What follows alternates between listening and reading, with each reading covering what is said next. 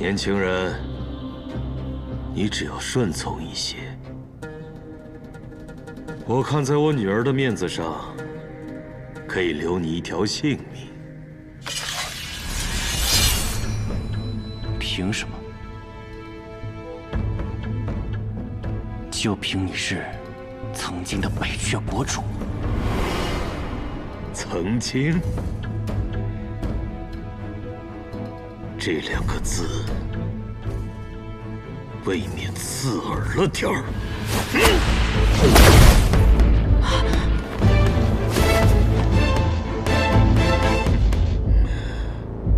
功力还不错嘛，这要是在年轻的时候，我可不一定打得过你。不过现在的你，在我的眼里，就是一只蝼蚁。是吗？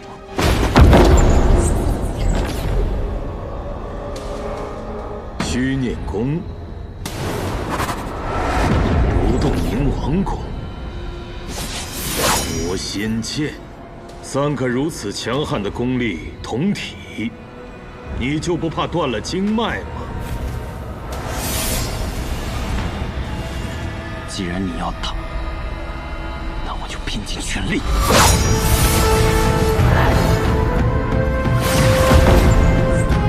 昔日有人将毕生功力凝于13剑中，用此13剑踏遍南绝，一剑一高手，让整个南绝为之震动。他就是我师父羽生魔，一剑关尽天下业。师父，这13剑你若在泉下看到，可别说我糟蹋了你的好剑法。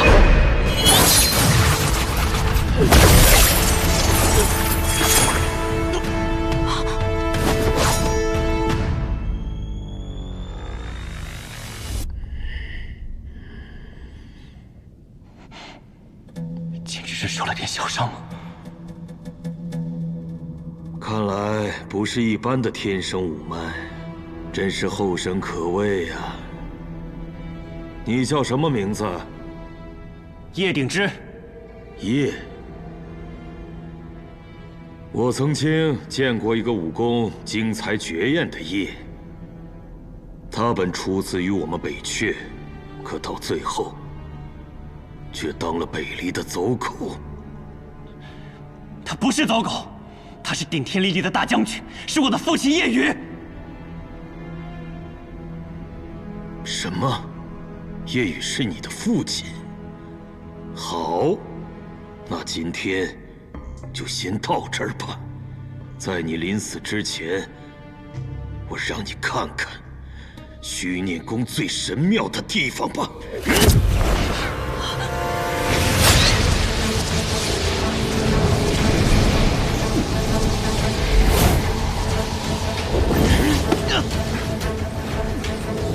从今以后，我就是天下第一！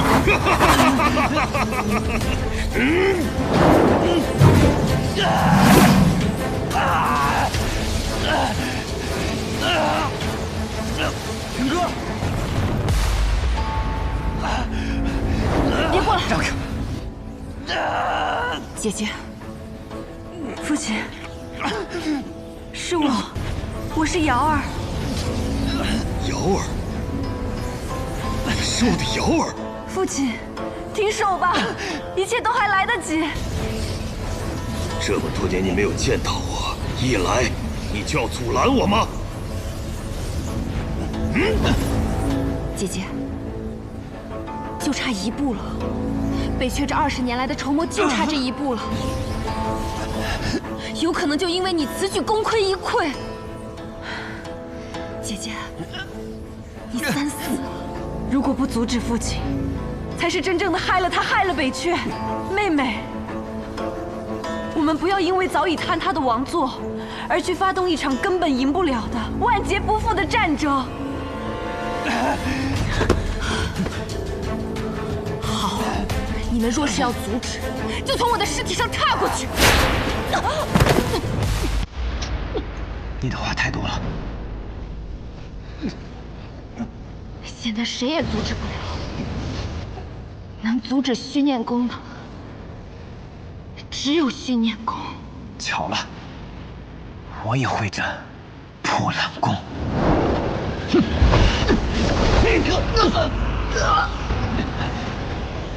你是谁？女婿。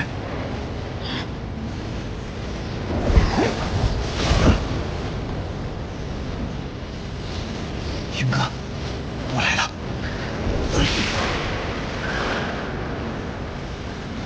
同学，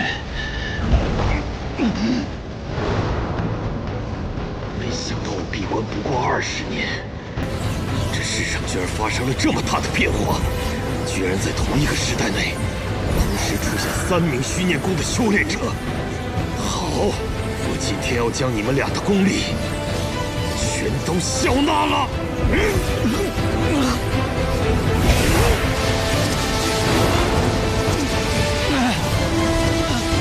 做梦！大河之水，天上来！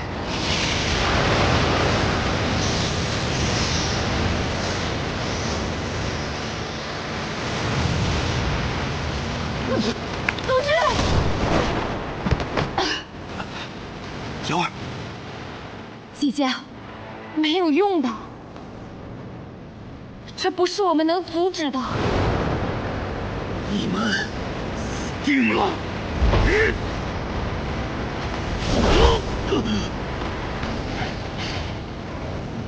东君，我已经死过好几次了，不差这一次。云哥，都来！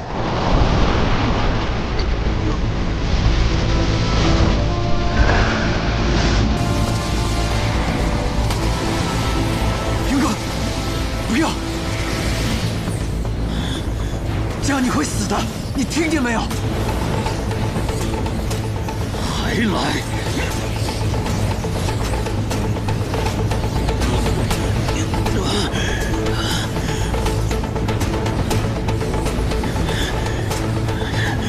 竟然是天意！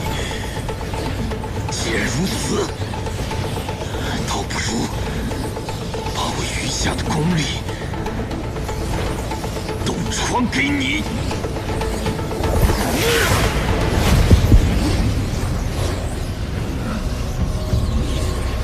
岳风城，你疯了吗？云哥，云哥，不要啊，云哥，快停下来，你会没命的！谁在叫？快停下来，云哥！是同学。云哥，你醒醒，不要被迷惑了心智。云哥，快回来呀，云哥！回不来了。我的家人死了，师父死了，妻子也被带走了。这个世界没给我存下半点善意，那我也决定不再报以善意。百里童军，对不起啊！父亲，父亲！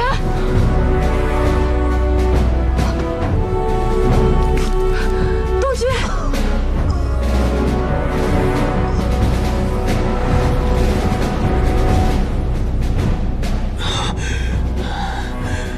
3个人的力量，他居然做到了！云哥，没用的，他已经入魔了。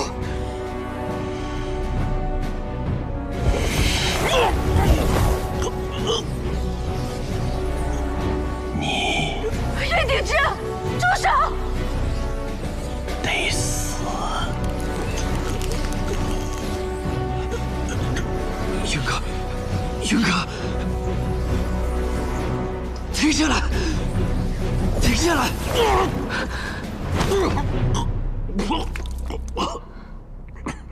父亲，不要！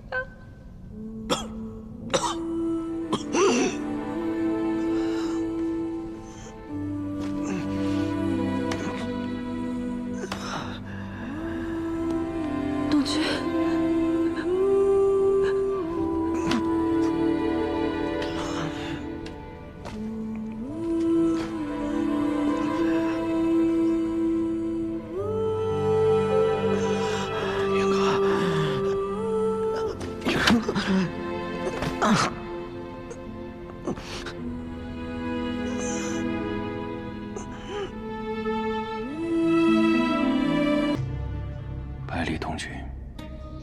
不明白是吗？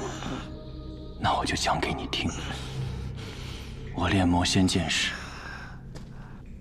就已经种下了魔种，虽经压制，但却并未完全消除。文君回来后，我以为一切都会变好了，但没想到，这只是一个局。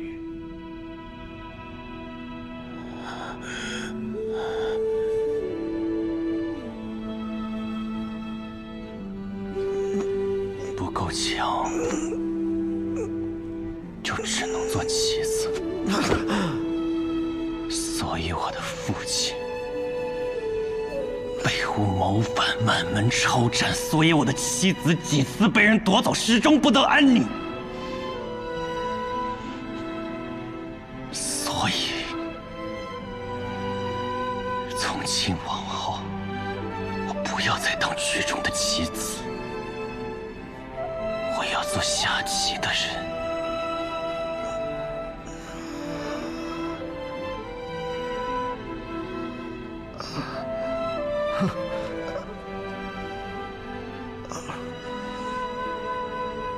百里东君，别再那么天真了。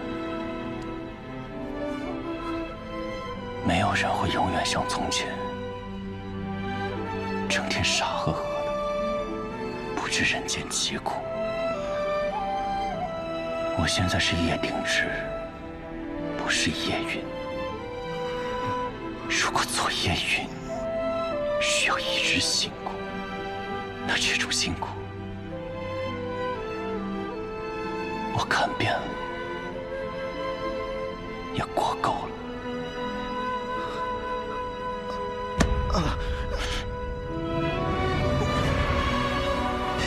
云哥，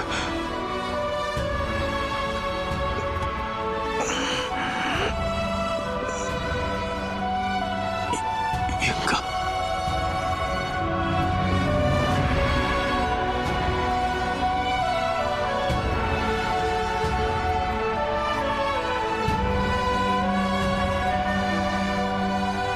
你自己留在原地吧。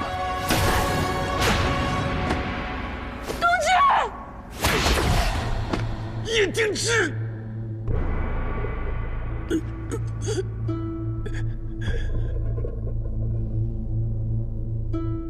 我在此修炼近20年，只在收复北阙，戒之背离。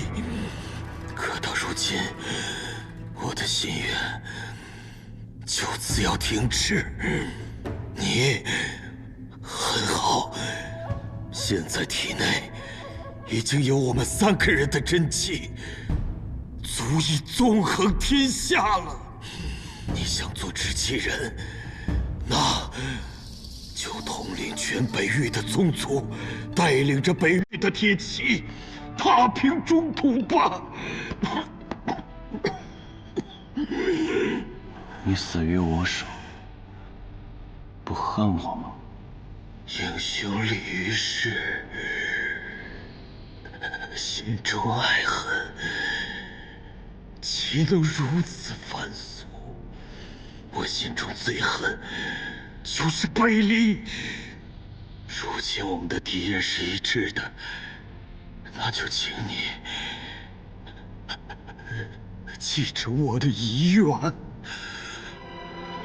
做现在天下第一，踏平背离。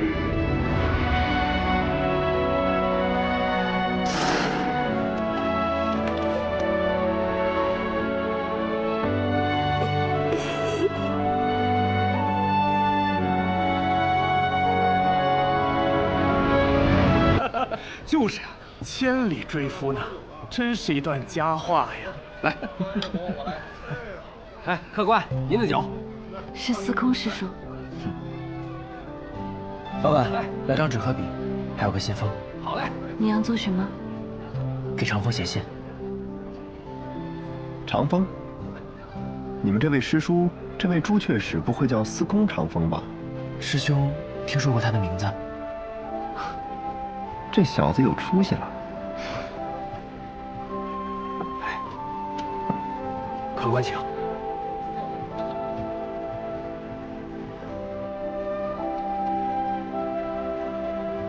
在外行游，喜闻师弟抱得美人，贺喜贺喜。师兄不日将归，喜酒无极，缺无不可。哎，帮我也加一句吧，就说缺无也不可。大师兄也要凑热闹？哎，破败小庙，些许缘分嘛。就这么写啊。你说有一位读书人为考取功名，想向他讨几杯喜酒喝。好好好。我就是怕他太着急，把喜酒给办了。我这辈子还没有参加过兄弟的婚宴呢。云哥的没赶上，长风的就更不可能错过了。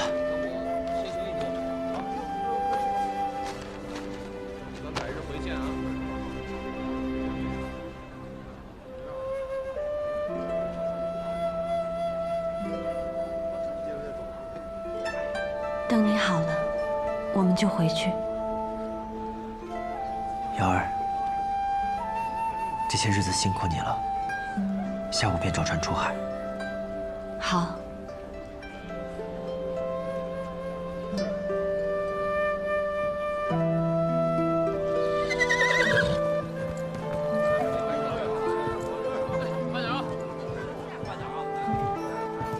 诸位，上面都准备好了，可以出发了。小师弟，我就送你们到这里了。此次一别，不知何时才能再次相聚。大师兄，这一路多谢了，保重。保重。师伯保重。保重。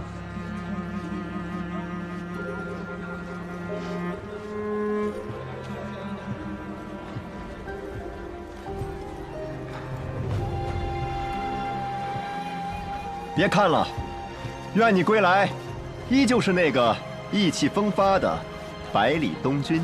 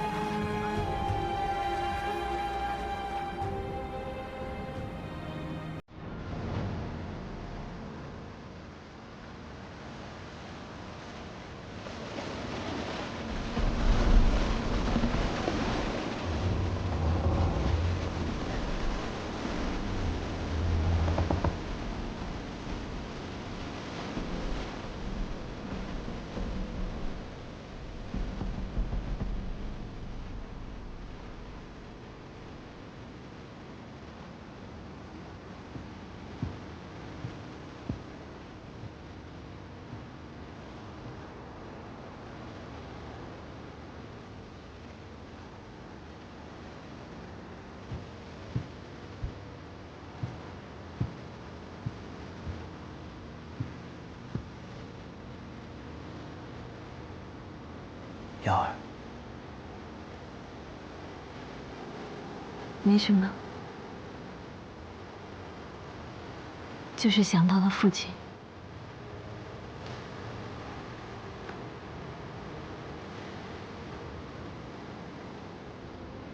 东君，我自小与父母分别，对于我父亲的记忆已经很模糊了。我只记得我小的时候过节，我想去街上看花灯，我父亲就和我佯装成普通百姓的模样，混入灯会。他会将我扛在肩头上，他的肩膀很宽厚，很温暖。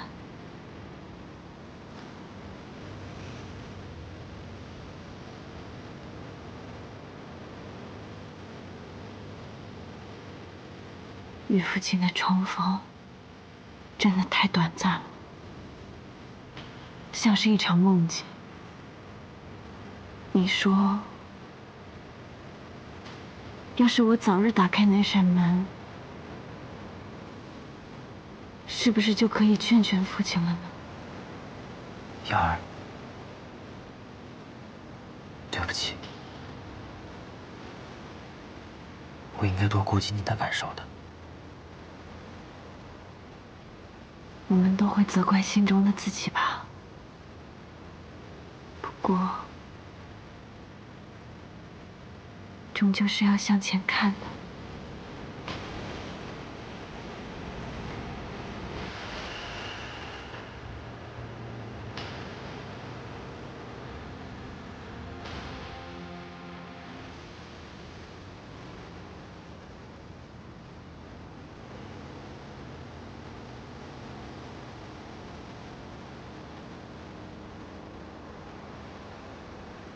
到了，瑶儿，你看，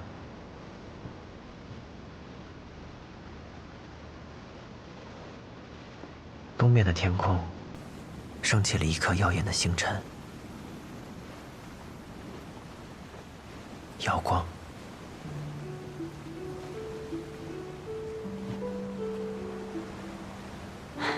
帝君，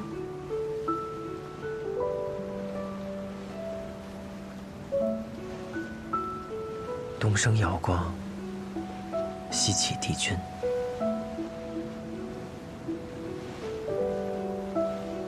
暗潮停了。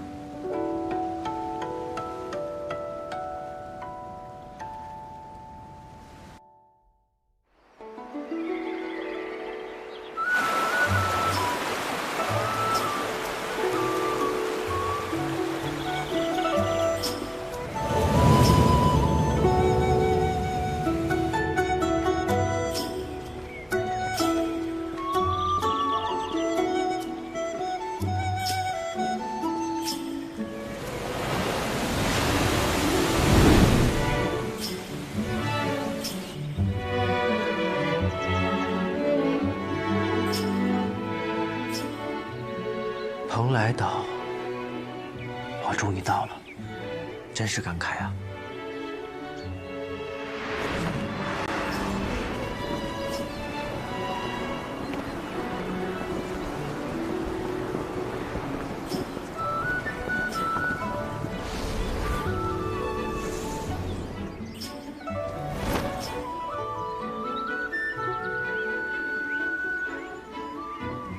莫一前辈，许久不见了。前辈还是这般的丰神俊了。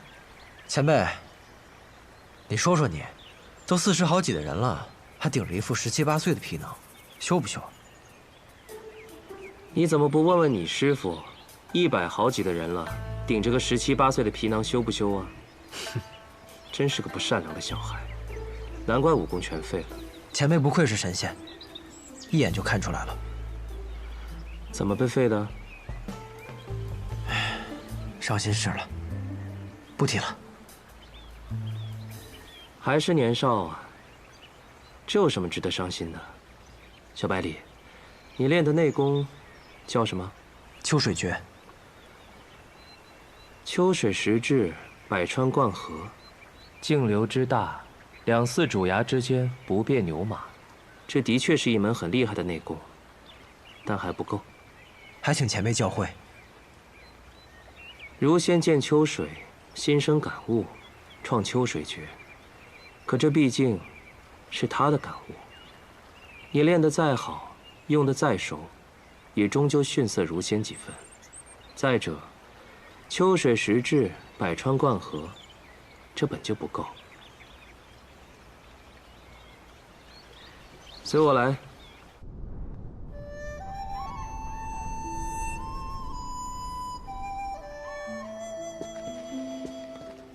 你师傅呢？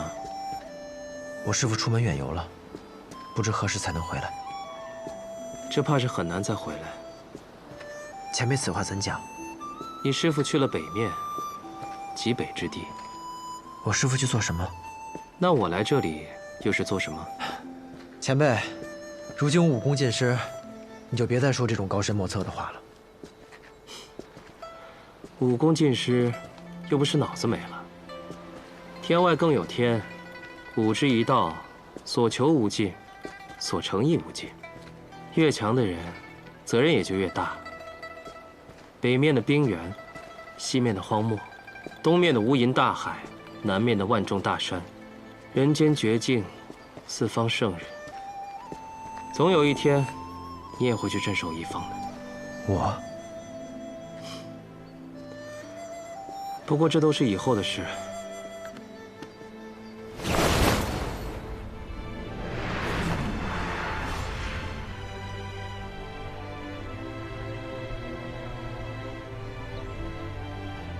越过石碑，你就能看见真正的绝境。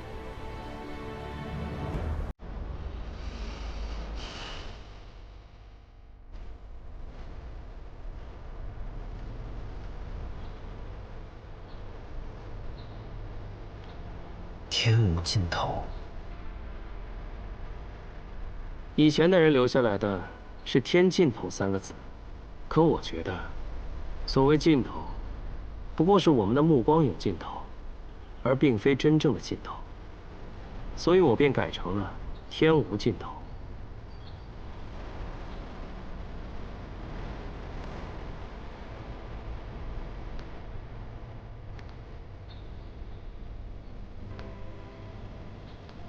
那边就是另一个世界了。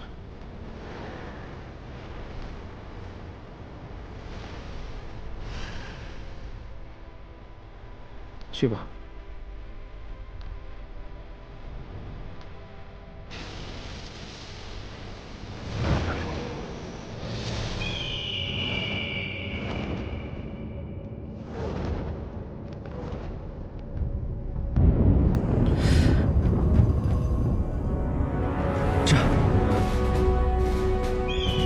古籍《山海图志》里说，在天尽头是一处深不见底的悬崖，缭绕云雾在那里汇聚，竟如海水一般奔流而下。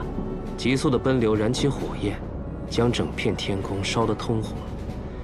另一本古籍《天风野录》里说，这天之尽头，每当有盛世来临，会有众仙来朝，万佛参拜，是绝世仙人之住所。我想，这写书之人一定来过这里，因为他们所说的都是真的。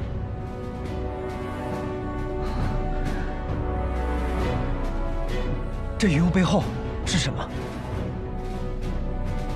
我也不知道是什么，或许确是仙人佛祖，或许不过是虚梦幻影，又或许真的到了天的尽头。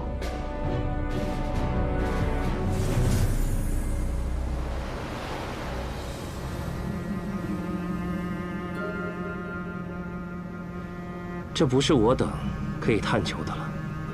现在，你可知为何我说百川贯河还不够了吧？千丈云海奔流而下，光听声音，便如千万匹骏马踏碎荒原。假使这是一片无垠海面，一望无际，哪怕是用最快的船，日行千里，行上1年、10年，也无法看遍整个云域。世间万物波澜多彩，有太多未见过的景，未见过的物。所以说，只看百川归流入海，还不够。是极是极。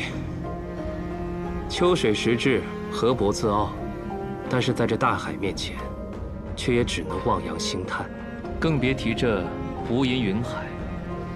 可在这极景之下，也不过尔。内力没了，便重新再练，不是什么大事。只要你的路还没有走完，就还可以回头。只要路还没有走完，就还可以回头。如先见秋水入河，便创出秋水诀这样高深的内功。如今你见这极地绝景，是否也该创出更加高明的功法呢？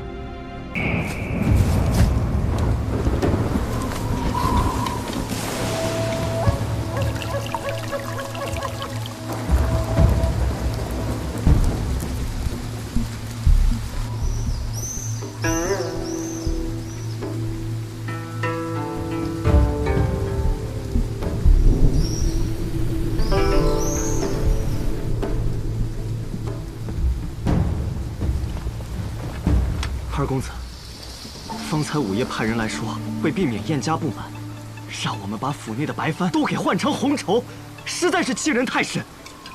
难道我们真要这般，任由他们宰割吗？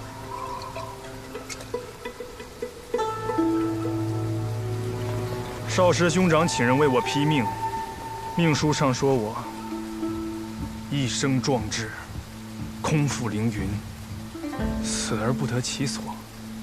公子，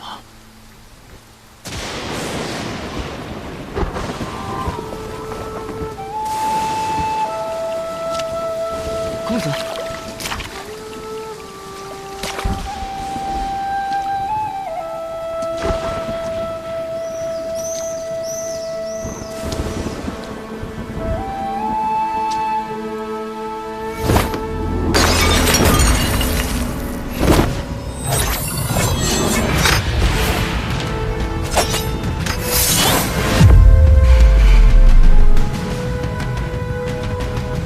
这把剑吗？这是我去天启那年，兄长赠予我的。他让我拿着这把剑，闯过学堂大考，不负凌云。从此以后，这便是我唯一的剑。你问我是否就这样任人宰割？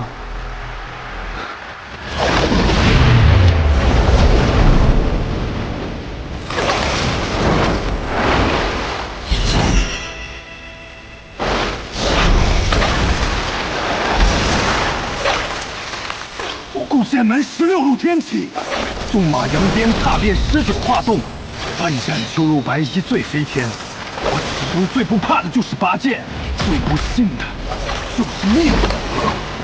燕家在此时联营意图吞并我顾家，简直可笑。既然他们觉得白帆不急，想要红绸，那就让鲜血染尽这些白帆吧。我可是狂徒啊！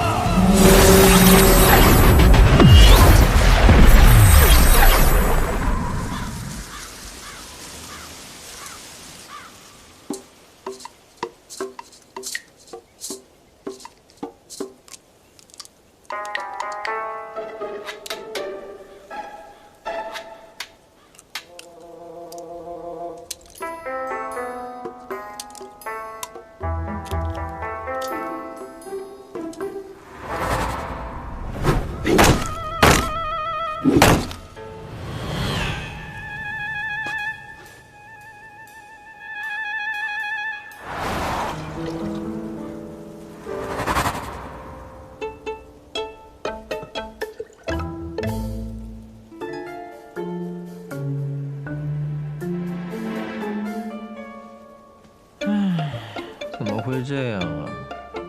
不是说柴桑城很繁华的吗？来了13天，一个客人都没有。我好歹也是钱东城小霸王，可会来这倒霉地方受罪。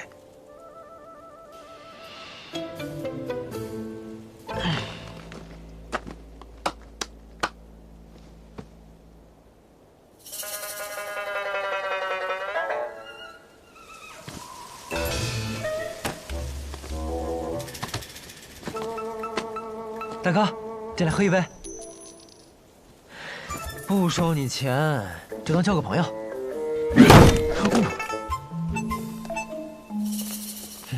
不交就不交，脾气这么差，给我来10斤肉。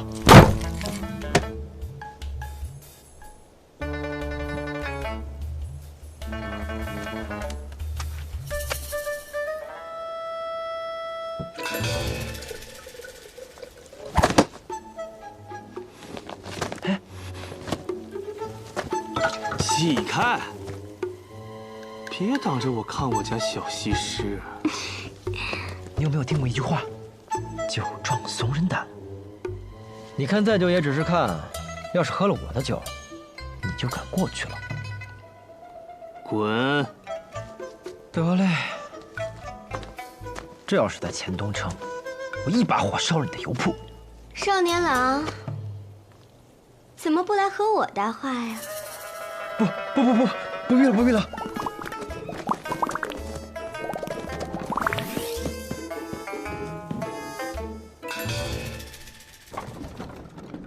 哎，起床了，宋长风。宋长风，嘿，个懒骨头，哪有店小二起的比掌柜的还晚的呀？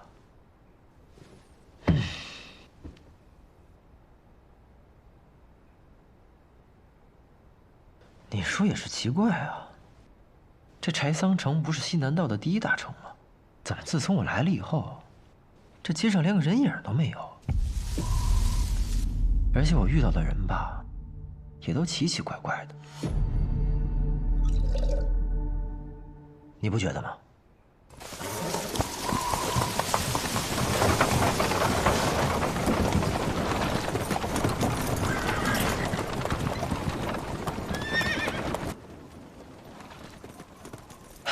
来客人了。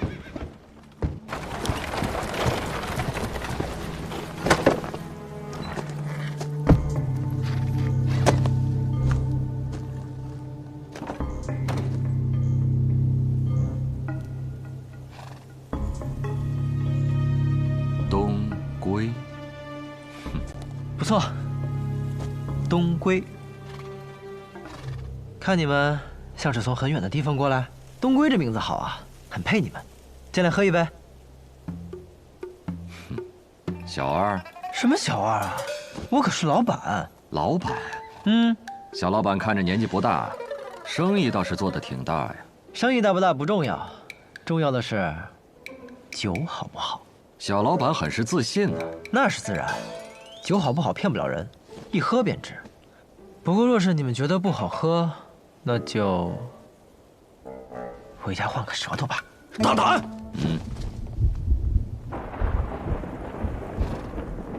看这天似乎又要下雨了，既然已经来到了这儿，不如进去喝一杯，歇歇脚。走。哎，我的酒可不是随便歇歇脚就能喝的酒。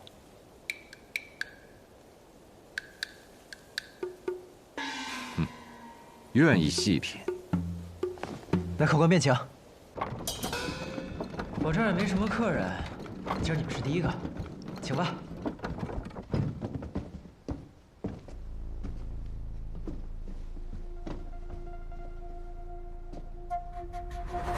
不是已经有一人了吗？他可不是什么客人，他属这儿的店小二。小二。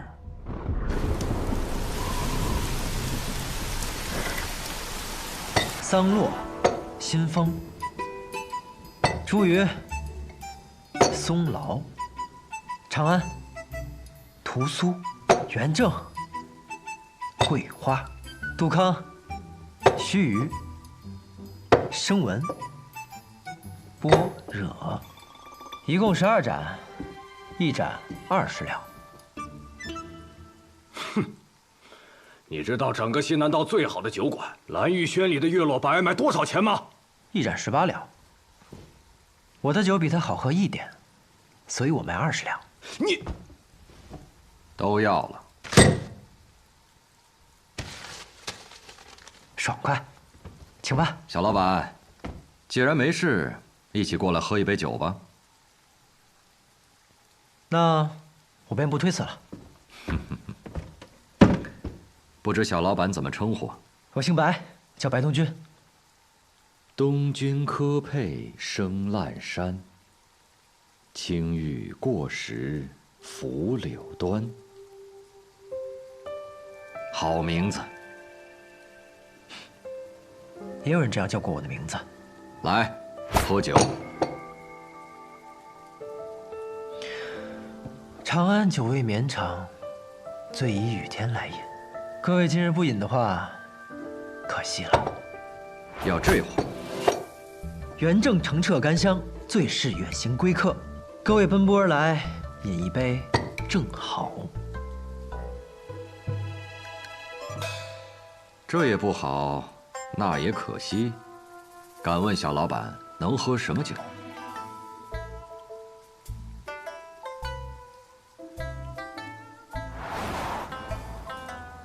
那就那就须臾吧。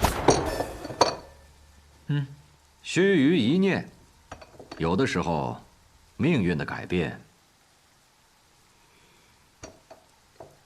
往往就在须臾之间。小老板，这杯我便先饮了。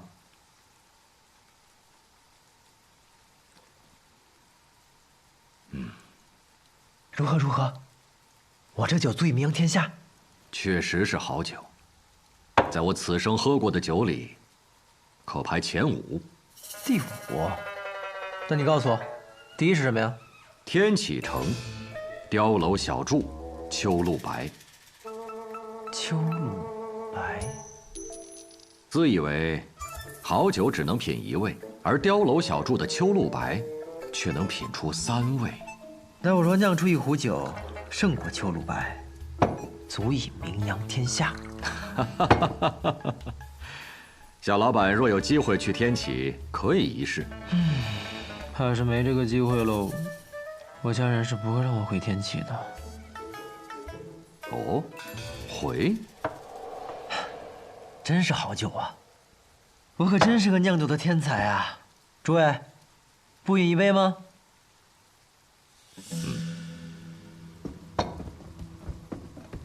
这元正确实清爽回甘，确实不错啊。那边那位店小二，请你喝杯酒吧。来找事的。啊，有酒就行了。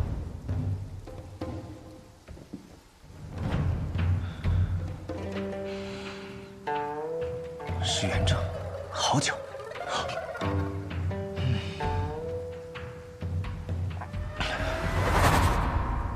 不够。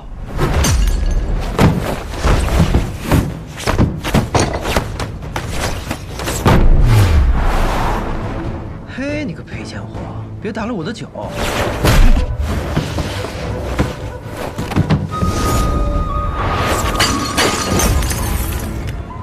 我的酒！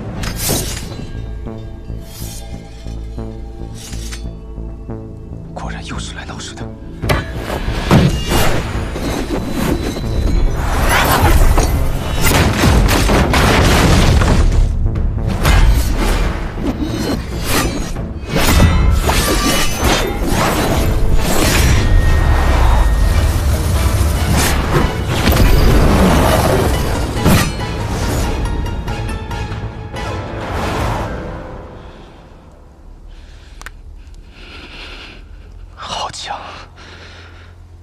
追须强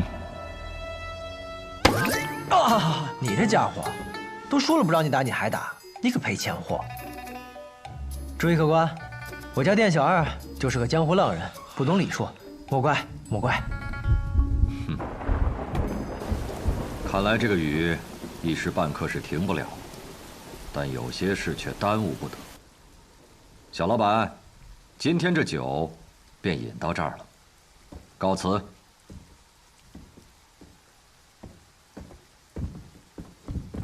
学正，饭什么带呢？走了。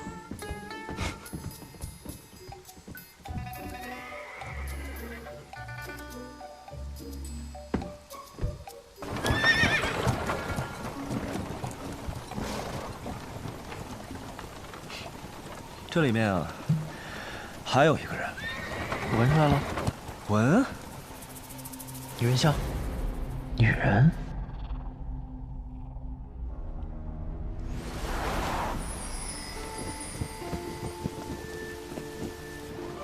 身体可有好受些？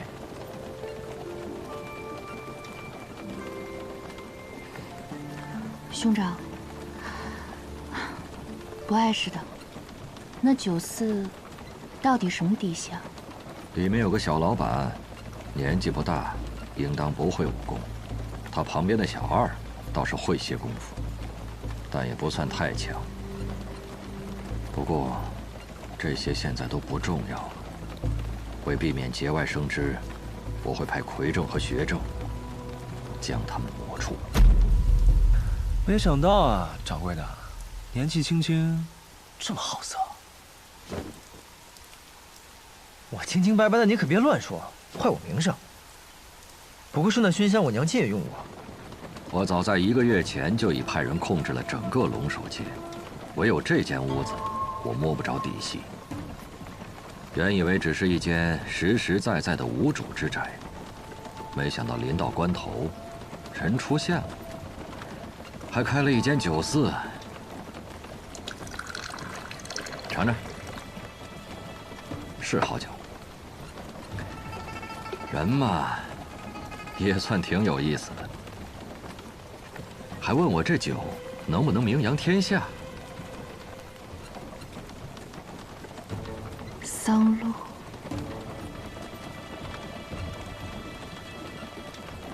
柴桑远路，好名字。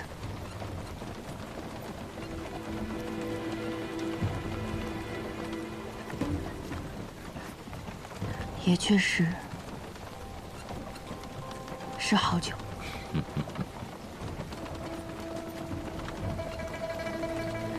只可惜，这名扬天下，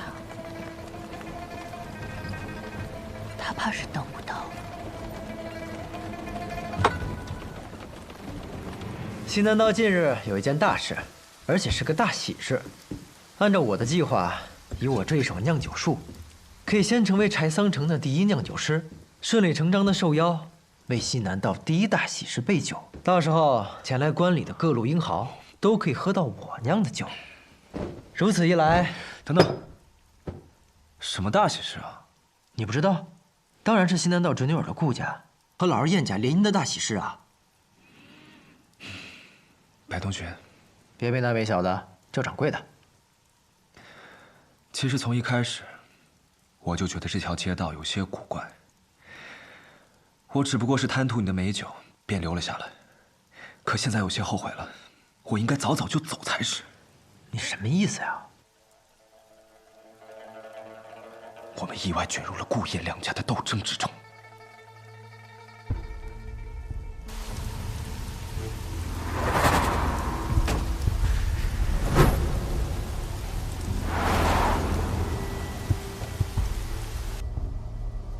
不止他们，还有刚才那一队人也是。哼，唉，我浪迹江湖这么多年，这点嗅觉还是有的。那你嗅一嗅，他们为的是什么呀？方才你不是说顾家和燕家要联姻吗？可这顾家大公子前些日子忽然暴毙，如果这门喜事是真的，那这喜事太蹊跷了。这人都死了，还结什么亲啊？顾家还有一位公子，你有没有听说过这样一首诗？风华难测清歌雅，琢墨多言凌云狂。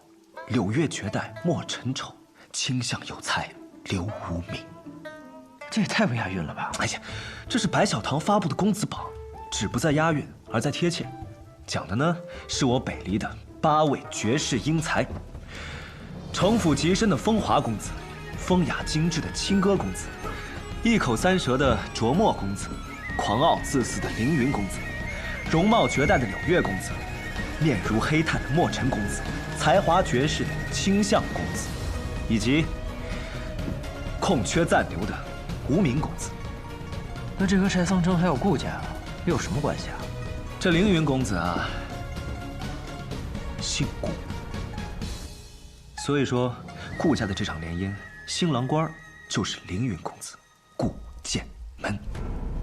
凌云公子，这听着便是奇妙啊！走，走哪儿啊？去顾府，邀顾剑门来喝酒啊！凌云之气一飞冲天，听着便会是个了不得的大人物。等他喝了我的酒，去外面吹一吹，我名扬天下指日可待。好，可别走。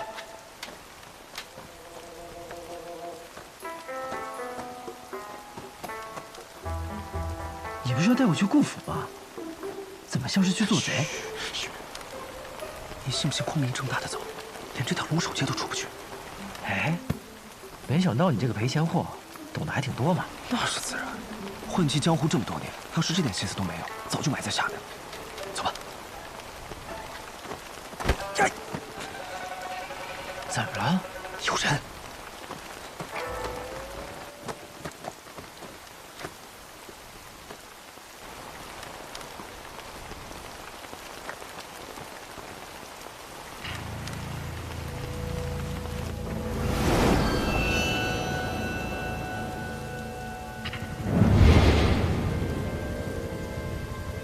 司空长风，快看，这天怎么突然黑了？嘘。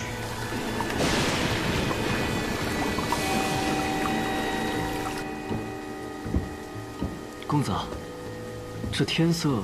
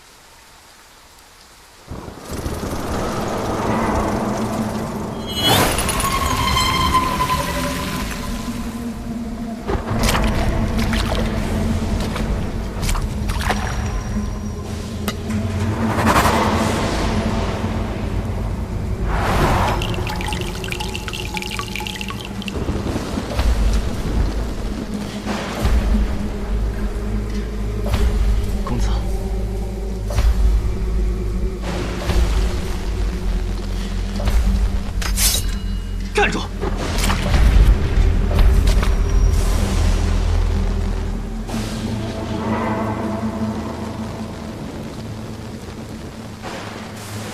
是来自暗河的贵客吧？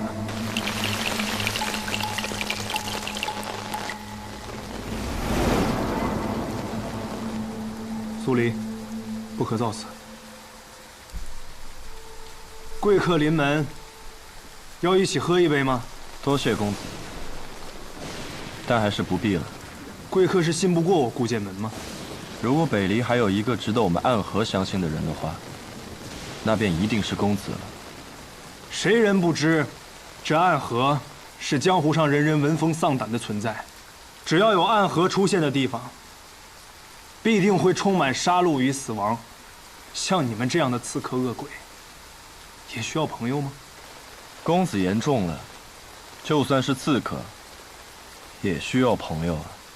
就像我们暗河选中了公子，是认为公子有些事儿可以帮到我们，而我们也可以帮公子做一些事情，一些很重要的事情。所以暗河口中的朋友，就是这般利益关系。这样不是更可靠吗？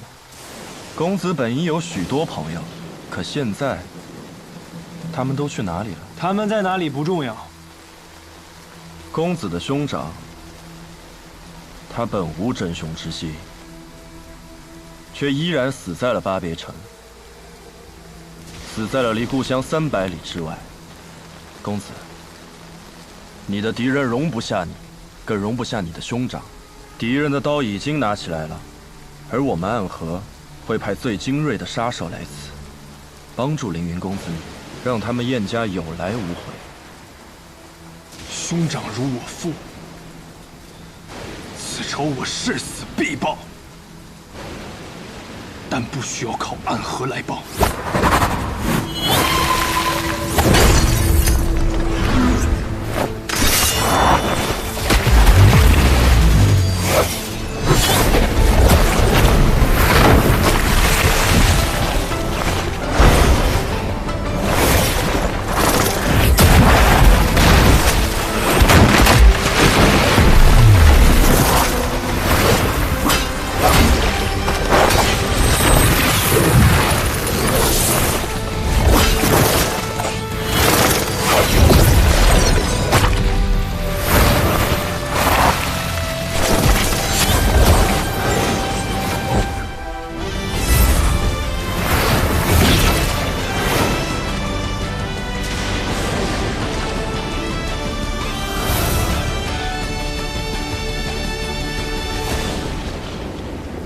剑月雪，据说这把剑奇刃之锋，可斩断空中雪线。公子是要杀了我呀？暗河想在西南道立足，就不打算拿出点诚意来吗？来，让我看到你的诚意来。好。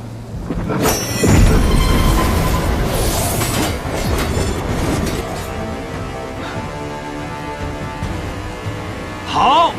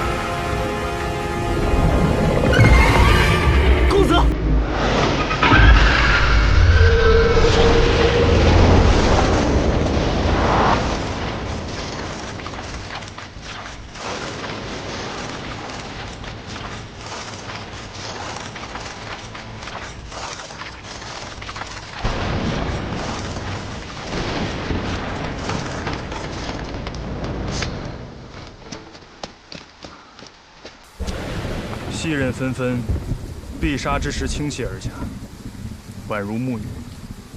你分明是暗河中凶厉的刺客，可你的剑里却有着剑客才有的剑意。公子从一开始便没打算跟我们合作，为什么又逼我用出最后的杀招？如果我说是因为我兄长死了，可我却还被困在此处无法离开，所以很想找人结结实实的打一架，那你的剑是不是就要刺下来了？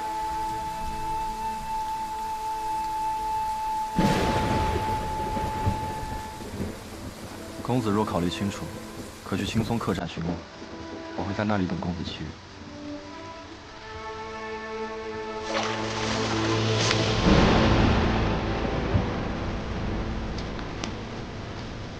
你叫什么名字？我本不应该有名字，但我愿告诉公子我的名字。我叫苏沐雨。公子再见。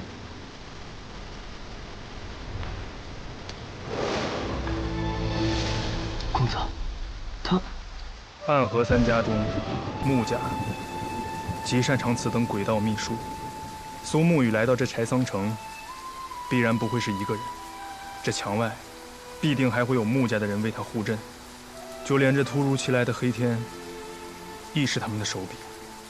至于这些秘术，你想不通的，便不用去想了。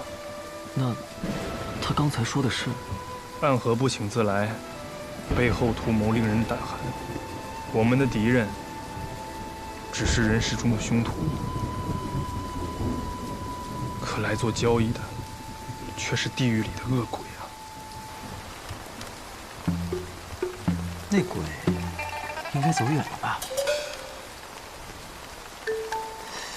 奇哉奇哉，这天怎么又亮了？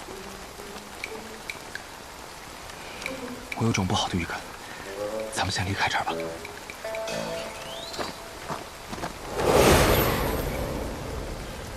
走。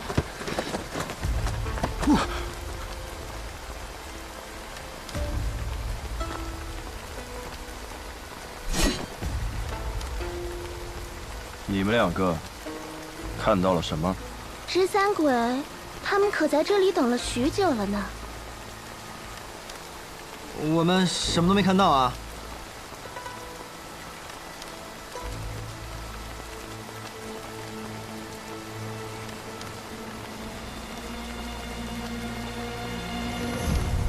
走吧。离开这里，最好离开这座城。这三拐，还不快走！多谢。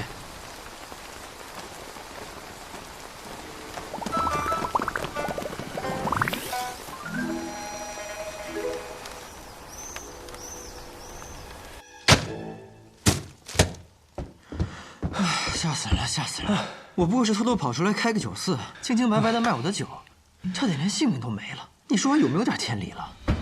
掌柜的，不是吧？那是东家起火，西家冒烟啊！啥？一波未平，一波又起啊！小老板，怎么才回来？这是去哪儿了？我还要跟你买酒呢。哎，实在不巧啊，酒都卖光了，改日吧。改日？改日可就没有机会了。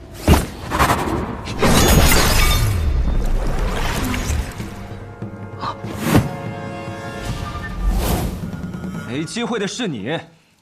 哎，看来躲得过初一，躲不过15，今日必有一战了。掌柜的，找个地方躲好了。司空长风，你小心。哎，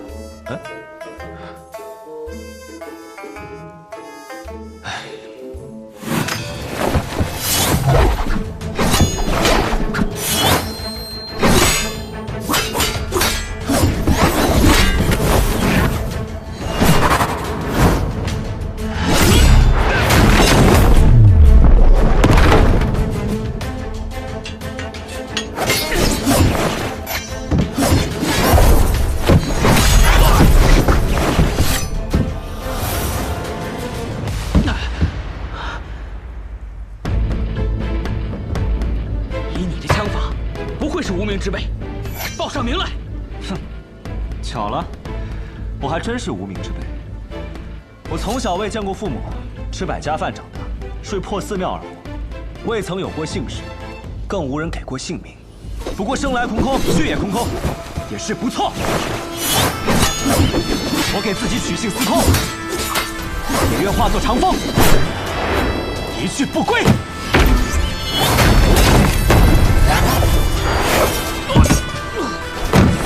叫司空长风。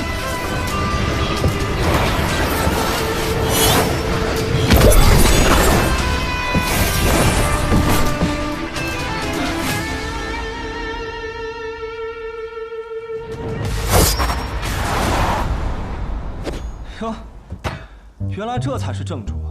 原来你们是一伙的。我们素昧平生，又毫无过节。我还给你们喝了一盏我的好酒，你们为什么杀我？总不能是嫌我的酒太贵了吧？怪就怪你开店选错了地方吧？儿戏了吧？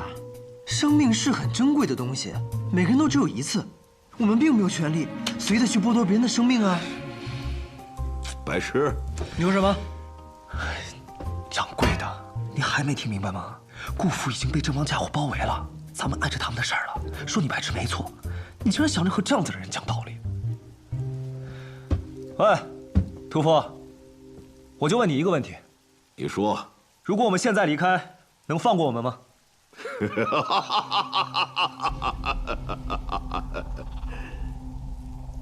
不能。那就不废话了，打吧！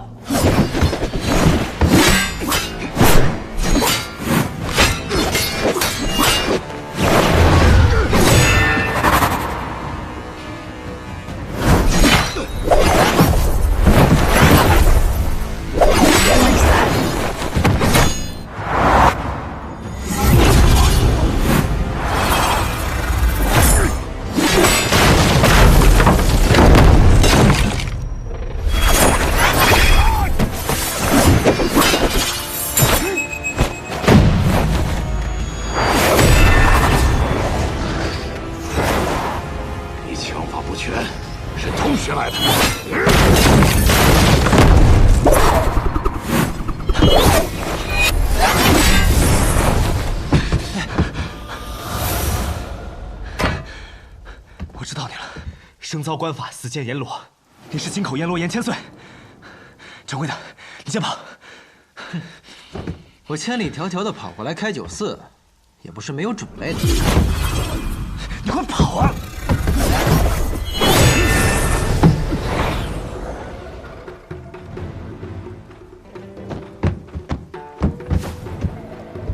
少年郎，去哪儿啊？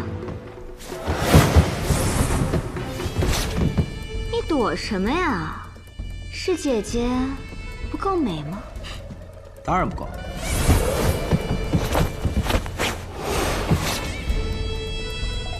你想去哪儿啊？去那儿。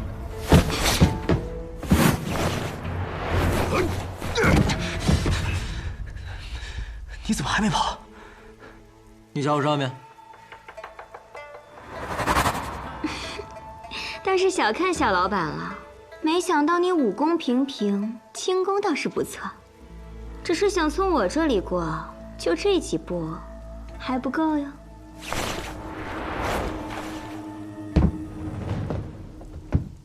这样吧，姐姐看少年郎生得俊俏，也不忍斩尽杀绝，不如把我们放了。说什么玩笑话？不如你们两个活一个，死一个吧，怎么样？商量一下，谁死谁活。白同君，我知道，不过是萍水相逢。你我的交情，在方才那一战中也用完了。我理解。什么？我话都没说完，你理解什么了？你理解？啊？我还有最后一枪，这一枪之下，前面这个一定会死，但我也不一定能活。你尽力自保，如果我能活下来，我就带你冲出去。你有几成把握？1成。1成的把握，你还有脸说的这么信誓旦旦？不过是将死之人，拼一拼罢了。司空长风，如过了今天，我俩还有命活，我再告诉你。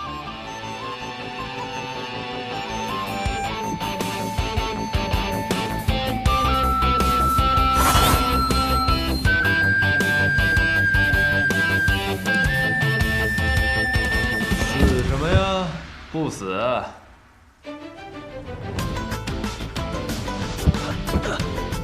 学正，真是个难听的名字呀。重新认识一下吧，我姓雷。